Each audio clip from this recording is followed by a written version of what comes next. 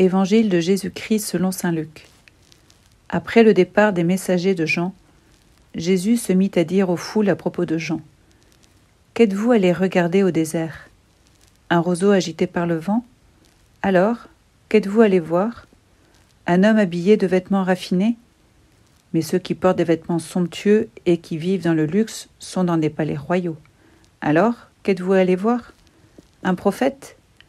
Oui, je vous le dis, et bien plus qu'un prophète. C'est de lui qu'il est écrit : « Voici que j'envoie mon messager en avant de toi pour préparer le chemin devant toi. » Je vous le dis, parmi ceux qui sont nés d'une femme, personne n'est plus grand que Jean. Et cependant, le plus petit dans le royaume de Dieu est plus grand que lui. Tout le peuple qui a écouté Jean, y compris les publicains, en recevant de lui le baptême, a reconnu que Dieu était juste.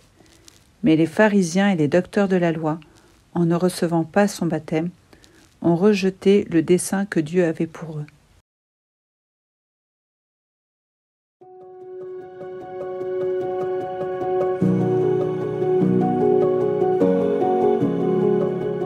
La dernière phrase de Jésus au sujet des pharisiens et des docteurs de la loi est particulièrement rude. En ne recevant pas son baptême, ils ont rejeté le dessein que Dieu avait sur eux. Certes, cette phrase de Jésus ne peut pas remettre en cause la miséricorde de Dieu, et nous savons que, quelle que soit notre situation actuelle, Dieu peut et veut nous visiter. Mais nous ne pouvons pas dire à la légère que Dieu viendra s'adapter à notre chemin quoi qu'il arrive. Il est certains actes, certains refus, qui en viennent à constituer une impossibilité pour le Seigneur de venir nous rejoindre. Le refus par les pharisiens et docteurs de la loi du baptême de Jean est comme une porte fermée à la grâce de Dieu.